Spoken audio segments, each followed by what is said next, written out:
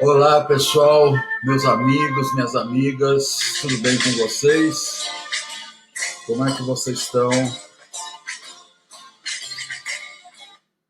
Como é que vocês estão? Tudo em paz, saúde, tudo bem, família, tudo bem? Que bom.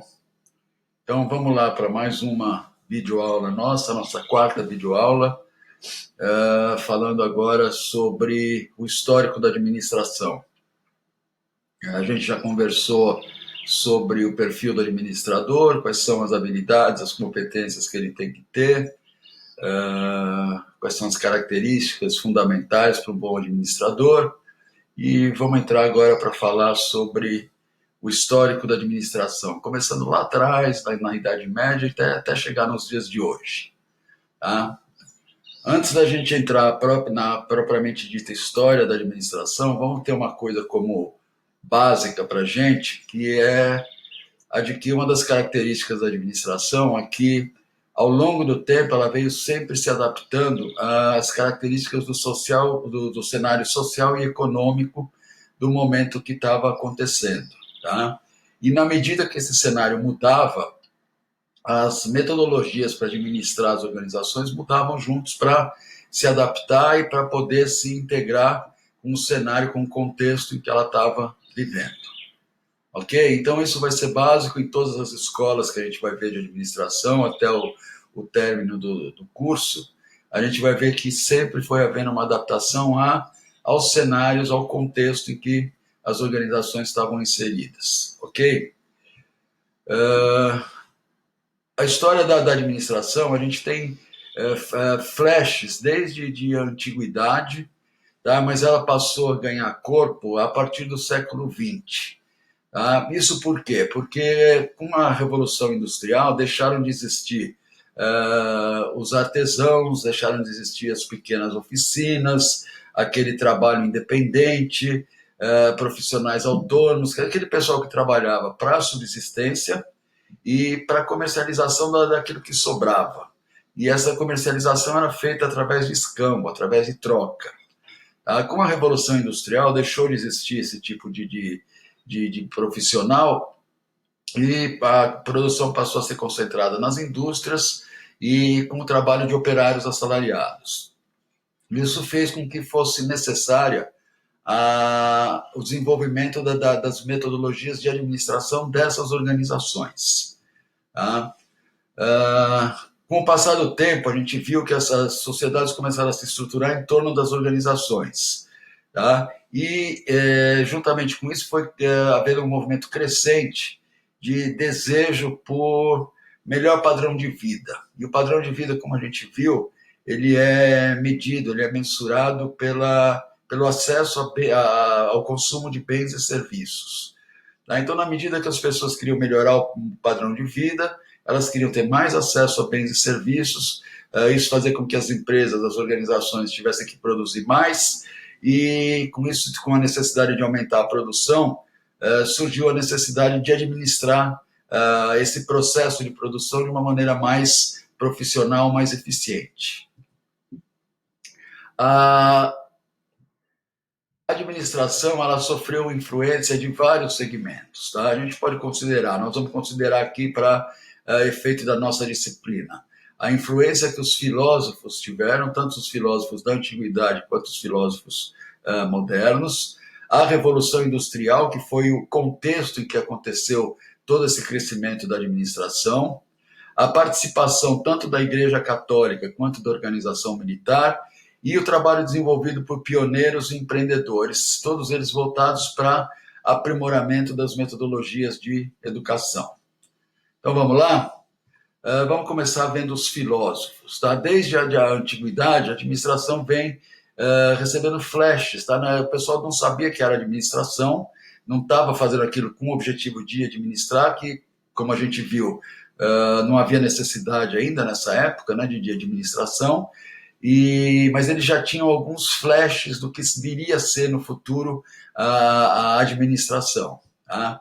Então, Sócrates, lá atrás, 470 a.C., fala sobre a administração como uma habilidade pessoal separada do conhecimento técnico e da experiência. O que ele queria dizer com isso? Que o ato de administrar, a maneira como se administrava, era uma coisa absolutamente pessoal e que dependia da personalidade de cada um, do jeito de ser de cada um. Isso lá em 470 a.C., com a filosofia do Sócrates, do filósofo Sócrates. Tá? Platão, um pouco depois, tá? Ele já fala da administração pública e ele fala na forma democrática do governo e da administração dos negócios públicos. Então, ele já transita por áreas da administração, desenvolvendo conceitos que viriam a ser aplicados no futuro. Aristóteles, 384 a.C., ainda no seu livro Político, ele já fala em 3 formas diferentes de administrar e que perduram até hoje. A primeira é a monarquia, que é o governo de um só. A segunda forma de administrar que ele fala é a aristocracia, quando existe um governo de uma elite. E a terceira forma que o Aristóteles define é a democracia, que é o governo do povo. Isso a gente vê que permanece até os dias de hoje. Aí vamos dar um salto no tempo e vamos já para a Idade Moderna, tá? 1561, só que aí já depois de Cristo, tá? E aí a gente vai ver, o primeiro que a gente vai analisar vai ser o Francis Bacon, e ele mostra uma preocupação de separar o que é essencial do que é acidental ou acessório. Tá? E essa preocupação veio se fortalecer, veio se manter depois nos ensinos da administração, como o princípio da prevalência do principal sobre o acessório, que é um princípio importante da administração, e que começou a ser desenvolvido lá em 1561 pelo Bacon. Depois, em 1596 até 1650, a gente teve a figura do Descartes. Tá? Descartes, a gente já ouve falar dele com bastante frequência, né, com bem mais frequência, e ele, no seu livro Discurso do Método, ele descreve o método cartesiano, tá, que a gente utiliza com muita frequência até hoje. E esse método cartesiano está baseado em alguns princípios. Tá? Então, quais são esses princípios? Primeiro, o princípio da dúvida sistemática ou da evidência, que diz o quê? Que nada é verdadeiro até que se apresentem as evidências. E se a gente for pensar, se alguém já teve a oportunidade de participar de um processo de obtenção de certificação ISO, vai lembrar que todo esse processo de uma coisa que é extremamente atual, que são as certificações da ISO, ela é toda baseada em apresentação de evidências. Então, isso começou lá atrás com o Descartes, no seu método cartesiano. Segundo, o princípio da análise ou da decomposição. Então, ele dizia o quê? Que tudo que tivesse uma resolução complexa deveria ser dividido em partes, tá? Para que fosse apresentada uma solução para cada uma das partes, que seriam mais simples do que o todo, que era complexo. Ok? Princípio da síntese ou da composição. Então, organizar os pensamentos a partir dos objetivos mais fáceis. Então, abordar primeiro as coisas mais fáceis, as coisas menos complexas, e passar gradualmente para os assuntos mais complexos. Então, ele chamou de princípio da síntese ou da composição. E o princípio da enumeração ou verificação, que é verificar e reverificar até a gente ter a certeza de que não foi omitido nada. É o checklist que a gente fala hoje. Tá? Esses princípios do Descartes tiveram uma influência muito grande no desenvolvimento de várias teorias da administração. A teoria científica, clássica, neoclássica, de todas elas foram influenciadas e são influenciadas até hoje pelos pensamentos do Descartes lá do século XVIII. Mais para frente, a gente chega num filósofo chamado Thomas Hobbes, que viveu de 1588 a 1679, e ele tem uma visão extremamente pessimista da humanidade. Então, para resolver esse problema dessa visão pessimista que ele tem da humanidade, ele propõe um governo absoluto, tá? Afirmando o quê? Que na ausência desse governo, os indivíduos tendem a viver em guerra permanente para obter os meios de subsistência. E que, ao mesmo tempo, esses indivíduos, a sociedade, o povo, de uma maneira geral, concordam em renunciar dos seus direitos em favor de um governo que impõe a ordem, organiza a vida social e garanta a paz. Isso ele colocou num livro que ele escreveu chamado Leviatã. Então é um conceito bastante polêmico, tá? Que a gente tem que parar um pouco para pensar nisso. Retomando, ele diz que ele tem uma visão pessimista da humanidade, que se não houver um governo forte, a tendência das sociedades é viver em guerra, lutando pela subsistência. E que, em busca de uma vida social organizada e em paz, essa mesma sociedade abre mão de todos os seus direitos em favor de um governo forte que imponha a ordem. Tá? Fica para vocês pensarem. Tá? Fica esse pensamento do Hobbes para vocês pensarem e ver o que vocês pensam sobre isso. Tá? 1712 a 1778, século XVIII, na França, Jean-Jacques Rousseau, com o famoso Contrato Social, que até hoje é um best-seller. Tá? Nesse pensamento do Rousseau, expresso no contrato social, ele diz que o Estado surge como um acordo de vontades e que esse contrato é um acordo entre os membros de uma sociedade que reconhecem a autoridade igual sobre todos de um regime político ou de um governante ou de um conjunto de regras.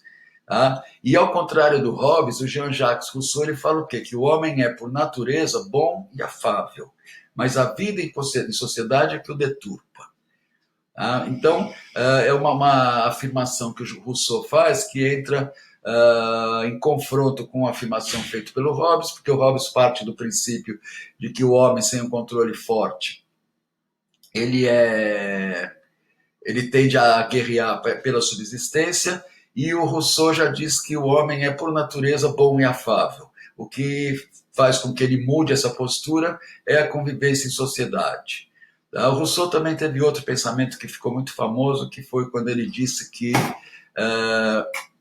o poder corrompe e o poder absoluto corrompe absolutamente. Tá? Então são ideias que a gente vai colocando aqui para vocês, eu vou jogando aqui para vocês, vocês vão refletir sobre elas e a partir dessa reflexão formar o pensamento de vocês.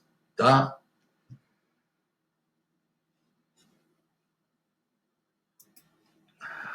Depois de 1818 a 1895, a gente teve como figuras marcantes Marx e Engels. E eles propõem o quê? Uma teoria de origem econômica do Estado, dizendo que o poder político do Estado é apenas e tão somente o fruto da dominação econômica do homem pelo homem.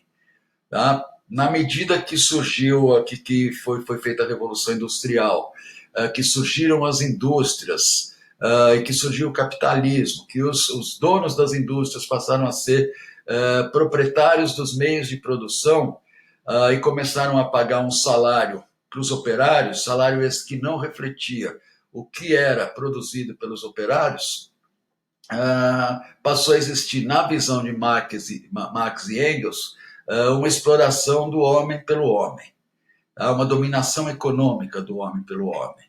E aí, no Manifesto Comunista, eles afirmam que a história da humanidade é a história da luta de classes, e que exploradores e explorados sempre mantiveram uma luta, fosse ela oculta ou fosse ela manifesta.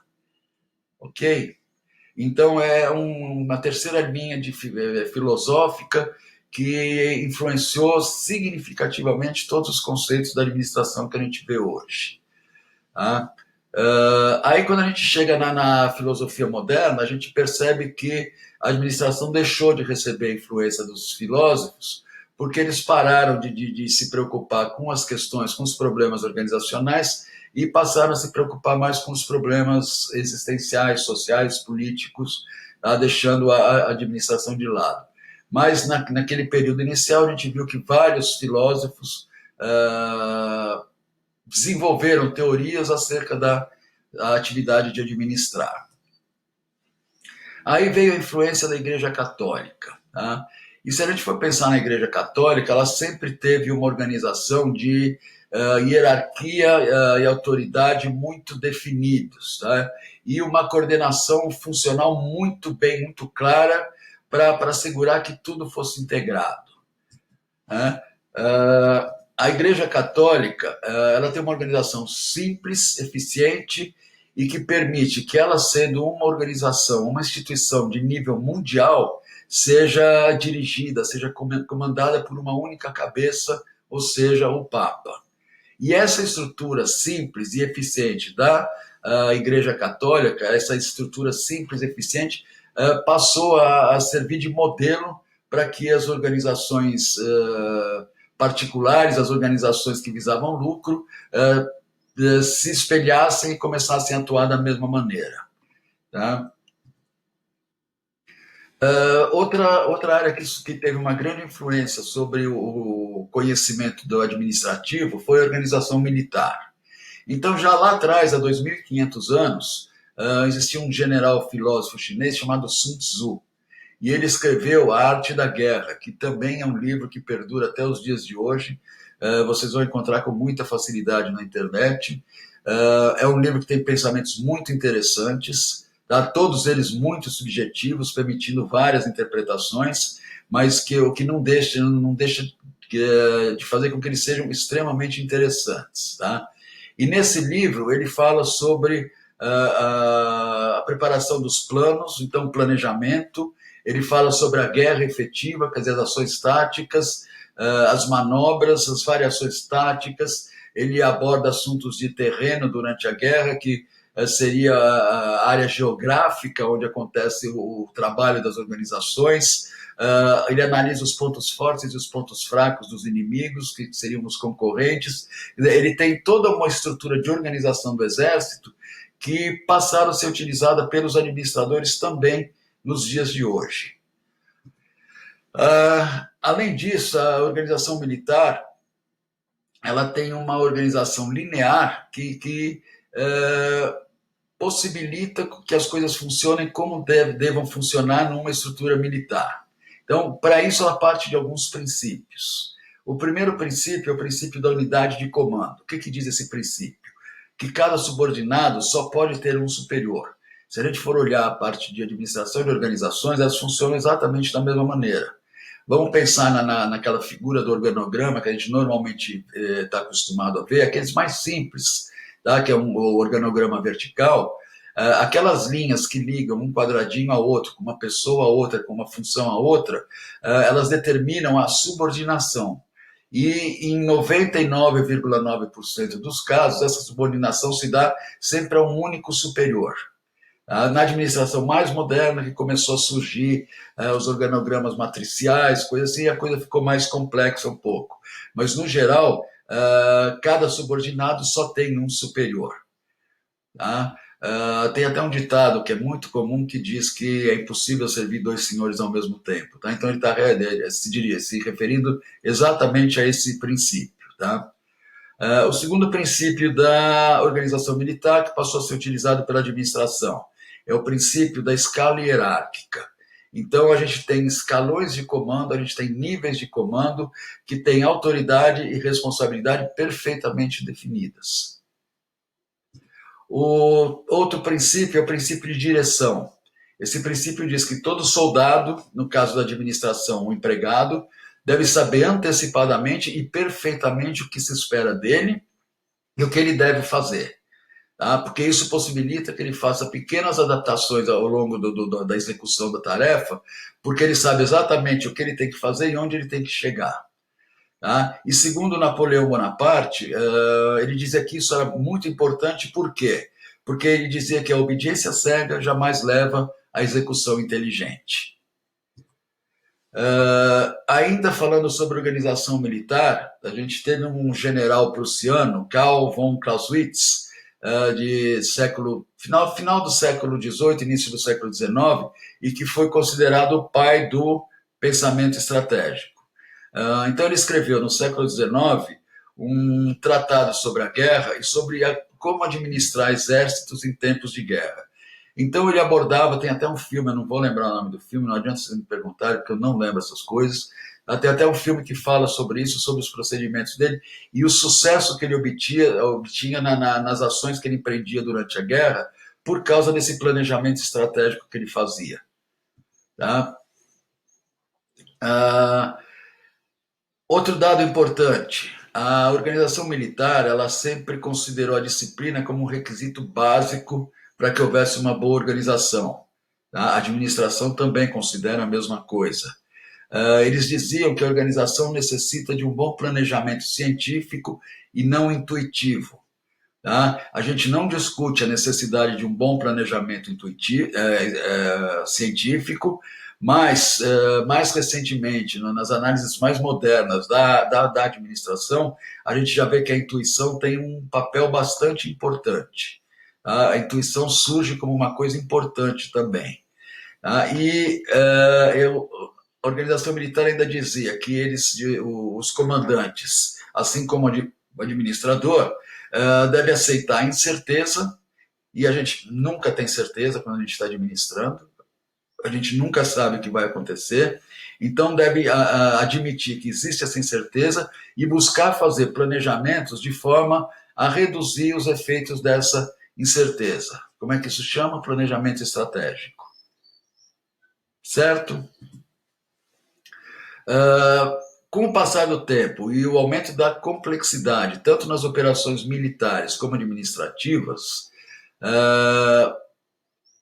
a administração, tanto da militar quanto das organizações particulares, teve que se adaptar, como a gente viu lá no início, tá? Essa adaptação que vai acontecendo ao longo do tempo. E eles tiveram que se adaptar por quê? Porque as operações ficaram muito grandes, muito complexas, e fez com que surgissem conceitos como a delegação de tarefas. Tá? O que é delegar tarefa? Você passar a execução de uma determinada tarefa para uma outra pessoa. Tá? As operações descentralizadas, tá? Uma organização que com atuação a nível mundial, ela tem que ter uma operação descentralizada, porque ela vai lidar com diversas realidades, com diversas culturas, com diversas circunstâncias. Tá? E uma centralização de comando e descentralização da execução. Tá certo? E aí, vamos ver, a gente viu até agora os filósofos que influenciaram a administração, as áreas específicas, como a Igreja Católica e a organização militar, e vamos ver em que contexto tudo isso aconteceu.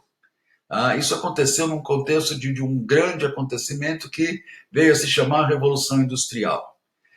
Isso começou a partir da criação da máquina a vapor, do James Watt, no final do século XVIII, início do século XIX.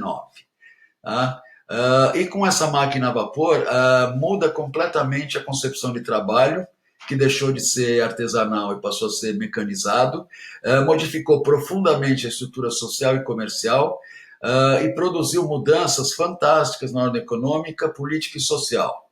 E essas mudanças que aconteceram em um século foram mais significativas e maiores que todas as mudanças do milênio anterior. Tá? Então essa foi a chamada Revolução Industrial. A gente pode dividir a Revolução Industrial em duas épocas, em duas etapas. Tá? A primeira é de 1780 a 1860, que é conhecida como a Revolução do Carvão e do Ferro, e a segunda de 1860 a 1914, que é conhecida como a Revolução do Aço e da Eletricidade. Então, quais são as características dessa primeira Revolução Industrial? O primeiro fato foi a mecanização da indústria e da agricultura, ou seja, deixou de existir o uso da força humana, da tração humana e da tração animal, e passou a se utilizar a aplicação da força motriz, da máquina a vapor. Tá? Isso possibilitou o desenvolvimento do sistema fabril, que determinou o fim do artesão e daquela pequena oficina e deu lugar ao quê? Às grandes fábricas e aos operários assalariados. E, em paralelo, aconteceu uma fantástica aceleração na área de transportes e na área de comunicações, com a navegação e com a locomotiva a vapor. Na segunda Revolução Industrial, as principais características foram, primeiro, a substituição do ferro pelo aço, já uma evolução grande aí. Segundo, a troca da energia a vapor pela eletricidade, e aí a mudança é fabulosa. Essa mudança possibilitou o quê? o desenvolvimento de máquinas automáticas, a mecanização da produção. E com o desenvolvimento dessas máquinas automáticas, passou a ser necessário o quê? Operários especializados. Então, houve um grande desenvolvimento também na especialização do trabalhador. Tá?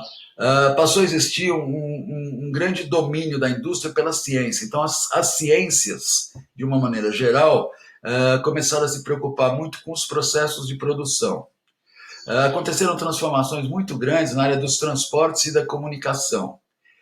Passou a predominar, que predomina e prevalece até hoje, uma nova forma de organização chamada capitalismo, e houve uma expansão muito grande do processo de industrialização.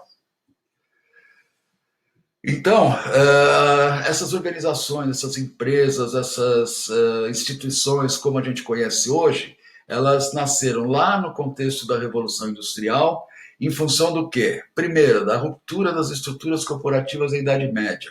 Aquela produção artesanal, aquela produção individual, visando basicamente subsistência e a troca do excedente, tá? Por uma produção industrializada, com operários assalariados. Segundo, o grande avanço tecnológico e a aplicação desse avanço tecnológico nas formas de produção. Tá? Essa nova tecnologia dos processos de produção fizeram aumentar significativamente a quantidade de produtos, tá? E com isso as empresas passaram a ter a necessidade de administração e gerência mais acurada, mais desenvolvida. E essa passou a ser a principal preocupação dos capitalistas proprietários das empresas. E nesse contexto todo, a prática, o cotidiano, na medida que as coisas iam acontecendo, elas iam sendo aprimoradas, iam surgindo novas ideias que iam sendo selecionadas e implantadas. Aí, além disso, da Igreja Católica, da organização militar, dos filósofos no contexto da Revolução Industrial, a gente teve também uma influência muito grande dos economistas liberais no que se refere a ideias, a conceitos de administração. Então, a partir do século XVII, começam a surgir diversas teorias econômicas, baseadas no quê? Na experiência do dia a dia e na forma como se dava o comércio naquela época. Já no fim do século XVIII, as teorias liberais começam a ser aceitas, tá? E essa tendência para o liberalismo leva a um outro grande acontecimento, que foi a Revolução Francesa, que aconteceu na França concomitantemente com a Revolução Industrial na Inglaterra, só que em vez de estar voltada para a área industrial, para a área de produção, a Revolução Francesa foi um movimento social, político e cultural extremamente significativo. Então a gente estava passando por um momento em que o mundo inteiro estava passando por grandes modificações. E lá na Revolução Francesa eles diziam o quê? Que a ordem natural é a ordem mais perfeita. Ou seja, as coisas, quando acontecem naturalmente, elas tendem a ser mais perfeitas. E que os bens naturais, sociais e econômicos são os bens que possuem caráter eterno. Aí a gente consegue enxergar assim, já um primeiro flash sobre questão de sustentabilidade, de conservação. Aí surgiu o liberalismo econômico, tá? Que predomina até hoje. A gente está toda hora ouvindo falar de liberalismo econômico. Tá? E esse segundo liberalismo, essa vida econômica deve afastar-se o mais que puder da influência estatal.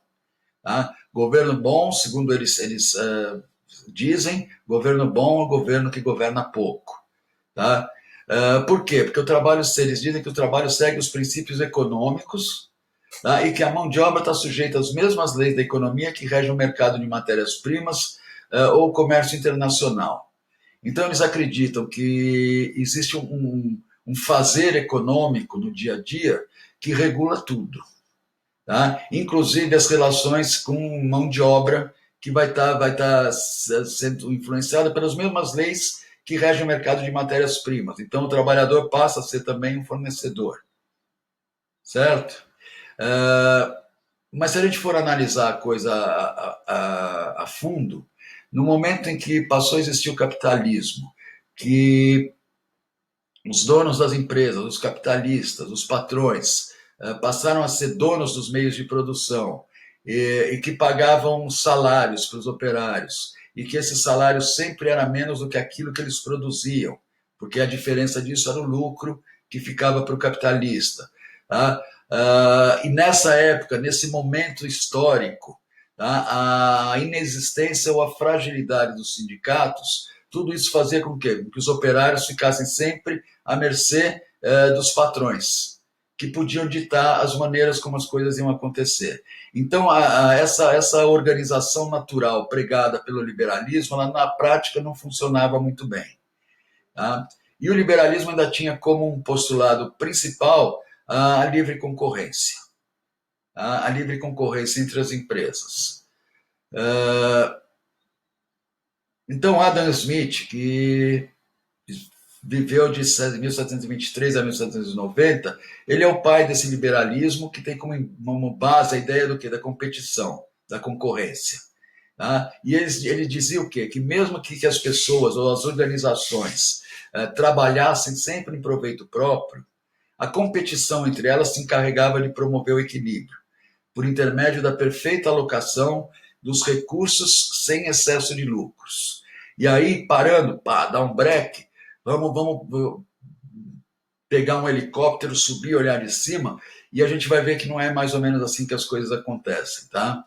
Que não existe esse equilíbrio provocado pela competição, pela concorrência entre as empresas, porque na medida que uma empresa se destaca, ela começa a concorrer em situação de vantagem com os demais. Então não existe isso, que era o conceito do quê? Era o conceito da mão invisível, do Adam Smith. Tá? E essa mão invisível que ele dizia que existia era uma mão que se encarregava de promover o equilíbrio em todo o cenário econômico. Tá? Só que esse cenário econômico estava voltado para o mercado. E o mercado a gente tinha o quê? A gente tinha, primeiro, as empresas, as organizações, segundo, os clientes dessas empresas, das organizações, os fornecedores dessas empresas, organizações, que eram também outras empresas, outras organizações, e as instituições reguladoras. Então, governos, sindicatos, quando passaram a existir, todas elas promoviam métodos de regulagem de todo esse funcionamento. Só que nesse mercado, onde atuava a mão invisível, segundo Adam Smith, não tinha o quê? Não tinha os excluídos. Tá? Então, as pessoas que não estavam, não eram nem empresas, nem clientes, nem que estavam excluídas do processo socioeconômico, não eram contempladas por essa mão invisível.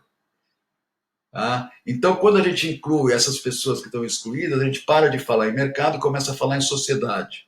E a mão invisível do Adam Smith já se referia ao mercado e não à sociedade. Tanto que, na modernidade, a gente começou a ver o quê? O crescimento do conceito de responsabilidade social, que é o momento em que as empresas começam a reconhecer que, além de uma missão econômica, elas têm também uma missão social, e que tem que fazer com que essa massa de excluídos seja incluída e passe a fazer parte do mercado. Tá certo? Então, segundo esses economistas liberais, o governo só deve interferir na economia quando deixa de existir competição livre. Tá? E, mais uma vez, a gente lá de cima do helicóptero, a gente vai ver que a coisa não acontece exatamente dessa maneira. Tá? E aí, como contraponto às teorias liberais do Adam Smith, surge novamente Marx e Engels, e que criam um conceito chamado socialismo científico e materialismo histórico. São dois conceitos criados por Marx e Engels. E que depois deles analisarem todos os regimes econômicos, eles concluem o quê? Que o que move a história, o motor da história, é a luta de classes. Tá? Que o Estado é um órgão que está a serviço da classe dominante e cabe a classe operária lutar para conquistar esse espaço. Tá? Então, esses são os conceitos que Marx e Engels colocam em contraponto às teorias liberais de Adam Smith, que diziam que tudo era regulado por aquela mão invisível. No decorrer da história, que a gente foi vendo como as coisas foram acontecendo, em resumo, né, para a gente resumir tudo que a gente viu, então, no decorrer dessa história, sempre existiu, de alguma forma simples ou complexa, uma maneira de administrar as organizações, a partir do momento que passaram a existir as organizações, no contexto da Revolução Industrial. Tá? Até o século XX, o desenvolvimento dessas ideias, desses conceitos, dessas metodologias de administração tiveram um crescimento bastante lento.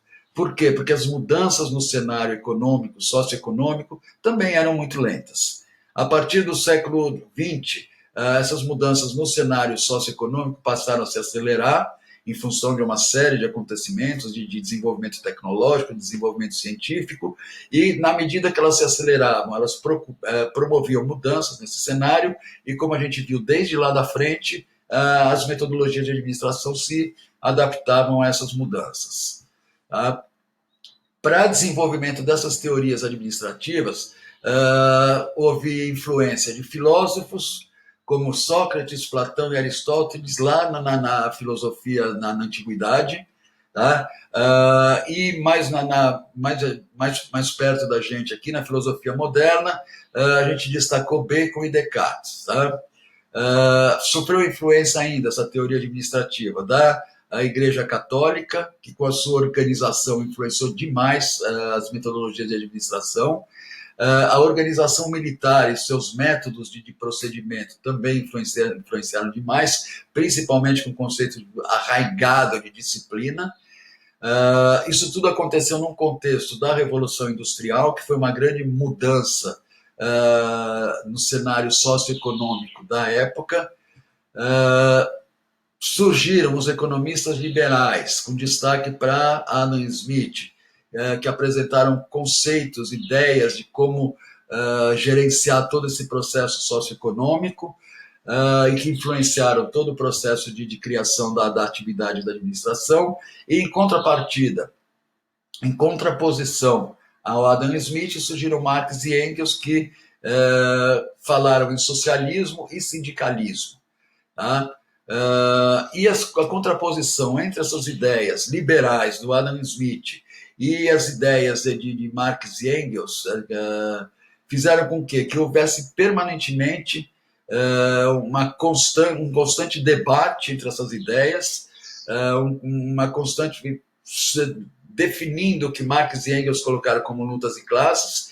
Isso proporcionou o surgimento e o crescimento dos sindicatos. Então, o trabalhador deixou de atuar sozinho contra o empresário, mas ele passou a se sindicalizar. Então, aí eram grupos negociando com grupos, e todas essas discussões, todas essas negociações foram proporcionando o aperfeiçoamento das teorias administrativas e das relações de trabalho. Certo? Então, basicamente, em termos de história da administração, eu acho que esse é um apanhado geral que a gente fez. A gente vai ver em seguida todas as escolas de administração que surgiram, a escola científica, a escola clássica, as escolas humanísticas, e na medida que a gente for vendo essas escolas, a gente vai estar também falando de história da administração. Tá? Então, por hora, eu quero agradecer a audiência de todos vocês. Tá? Quero retomar mais uma vez a ideia de ineditismo disso tudo que está acontecendo. Em breve eu acredito que a gente tenha novidades sobre como é que as coisas vão se desenrolar daqui para frente. Então, muito obrigado pela audiência de todos vocês e até a nossa próxima videoaula. Tá? Muito obrigado.